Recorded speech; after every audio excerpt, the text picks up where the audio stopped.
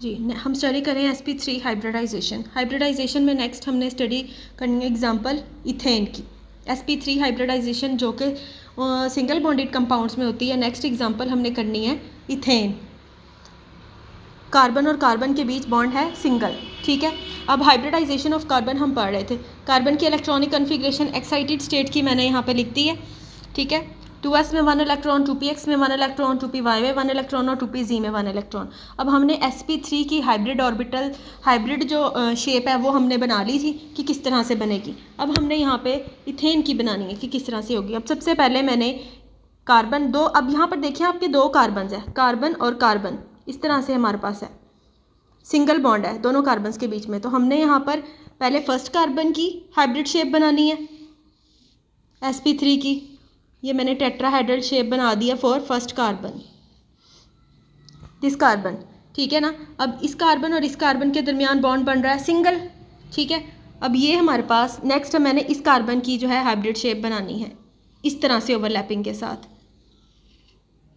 ये हमारे पास यहाँ पर ओवरलैपिंग हो गई है। ये हमारे पास सेकंड कार्बन है, ठीक है।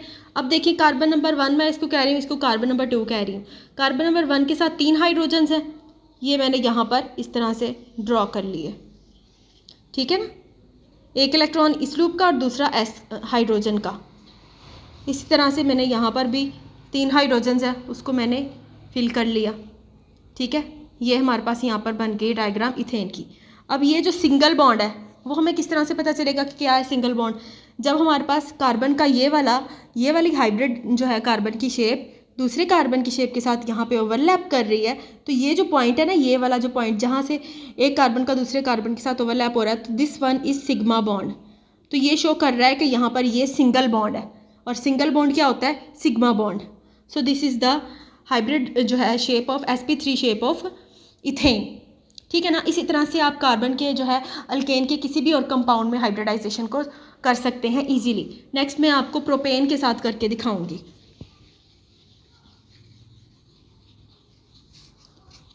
Propane 3 carbon compound CH3 single bond CH2 single bond CH3, ठीक है। अगेन मैं कार्बन की जो है एक्साइटेड स्टेट ही लिखूंगी सिर्फ 2s 2px 2py 2pz, ठीक है। तो ये हमारे पास यहाँ पर हाइब्रिड ऑर्बिटल। अब आपको पता है कि कार्बन कार्बन के बीच सिंगल बॉन्ड, कार्बन कार्बन के बीच सिंगल बॉन्ड, तो हमारे पास सिंगल बॉन्ड कंपाउंड में sp3 हाइब्रिडाइजेशन होती है और sp3 की हाइब्रिड शेप टेट्राहेड्रल जो कि हमने स्टडी कर ली है।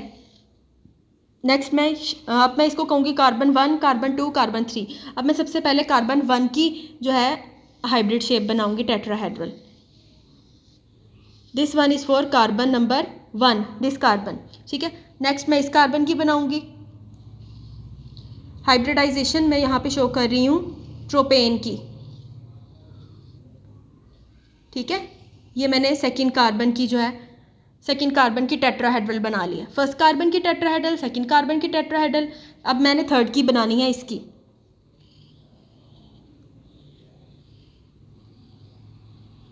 ये मैंने यहाँ पर थर्ड की बना लिया। अब हम हाइड्रोजन फिल कर लेते हैं। कार्बन नंबर 1 के साथ 3 हाइड्रोजन्स है, 1 2 3।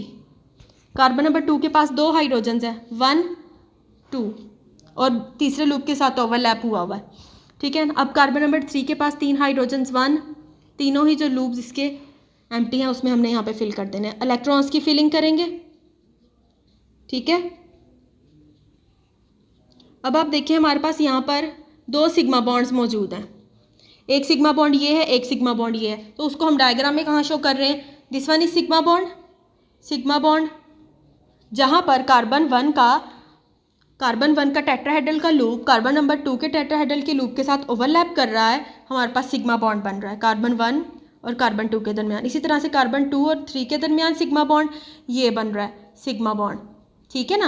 और जब इसका लूप इसके लूप के साथ ओवरलैप करेगा तो यहाँ पर हमारे पास सिग्मा बॉन्ड बनेगा।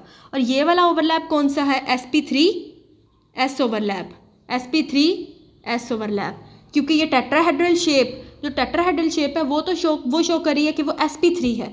sp3 का जब ये राउंड के साथ ओवरलैप होगा तो उसको हम बोलेंगे sp3s ओवरलैप, ठीक है ना, sp3 एस। इसी तरह से आप जो है sp3s, और ये हमारे पास 2 सिग्मा बॉन्ड्स, 2 सिग्मा बॉन्ड्स, और बाकी हमारे पास यहाँ पे sp। और ये जो ओवरलैप हो रहा है जिसको मैं सिग्मा बॉन्ड बोल रही हूँ, this is sp3 overlap, this is sp3 overlap, ठीक है ना। अब इसी तरीके को यूज़ करते हुए आप किसी भी अल्केन के अंदर हाइब्रिडाइजेशन को ईजिली कर सकते हैं।